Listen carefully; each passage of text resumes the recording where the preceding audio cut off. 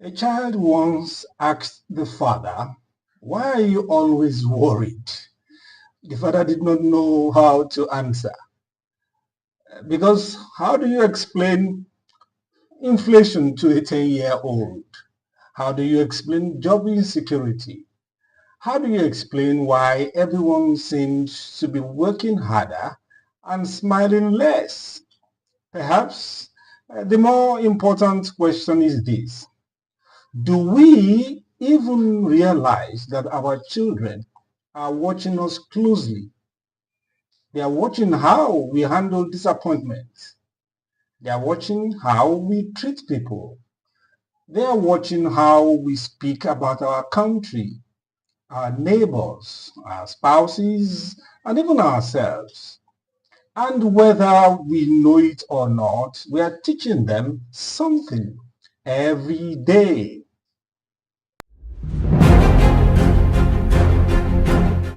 So good evening and welcome to Make It Make Sense, where we take issues facing Nigeria and strip away the noise. No bias, no propaganda, just sense. My name is Femi Akitune Johnson. Some of you call me FAJ.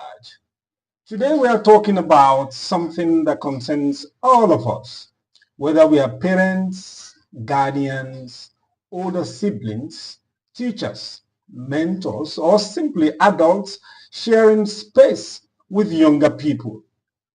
Because every generation inherits something from the generation before it.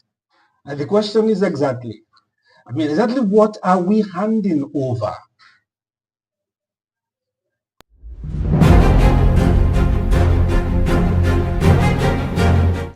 Now here is where the conversation becomes interesting.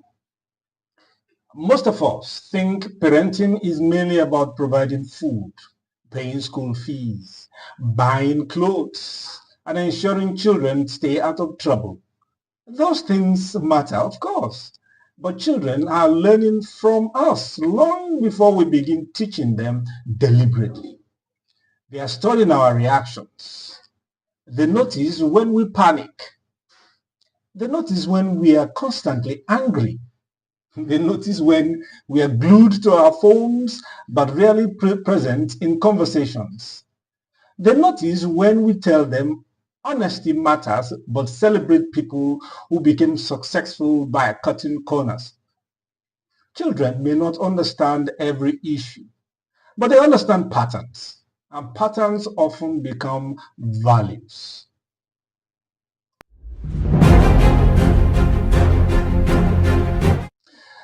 To understand this better, let us look at the world we are raising our children in.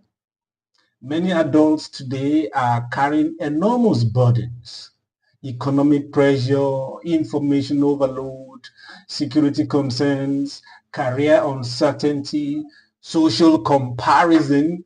The pressure to appear successful. That's there. The fear of being left behind. And quite frankly, many of us are tired. And tired people do not always communicate hope very well. So sometimes we communicate anxiety. Sometimes we communicate cynicism. Sometimes we communicate the belief that life is merely a struggle to survive. Now, children should not be sheltered from reality. Life is not a fairy tale, yes, but there is a difference between teaching resilience and transferring hopelessness. Every generation faces difficulties. What shapes the next generation is not merely the problems it inherits, but the emotional and moral tools it receives to confront those problems.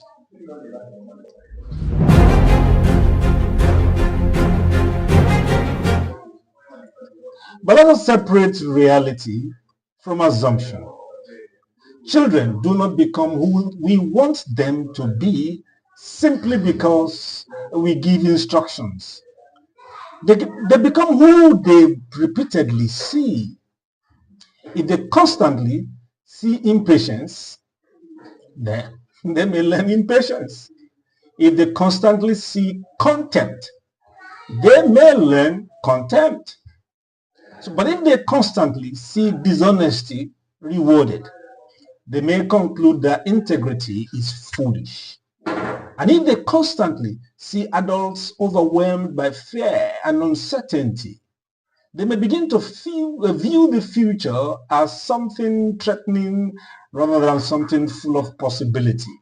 Think about it.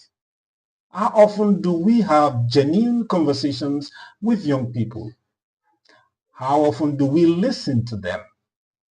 How often do we apologize when we are wrong? How often do they see us read, learn, rest, show kindness, solve disagreements peacefully, or handle disappointment with dignity? Because these things may be the lessons they remember most. The children are watching. Are they learning?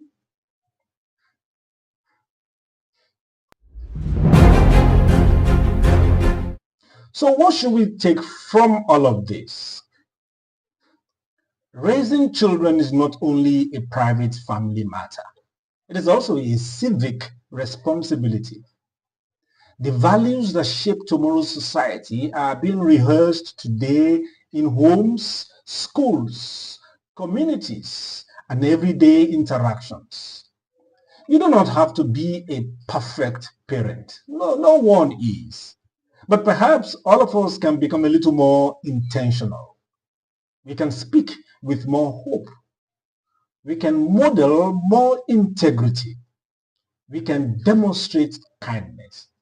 We can show that setbacks are not the end of the story, because the adults we wish existed tomorrow are, in many cases, the children observing us today.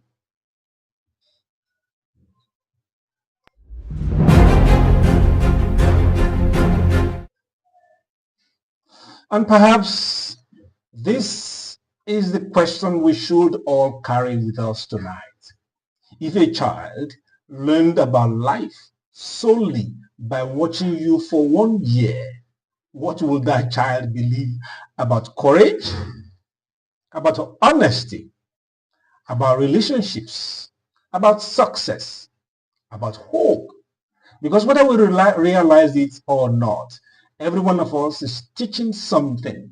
The question is simply this: what are you teaching? So we say clarity is power.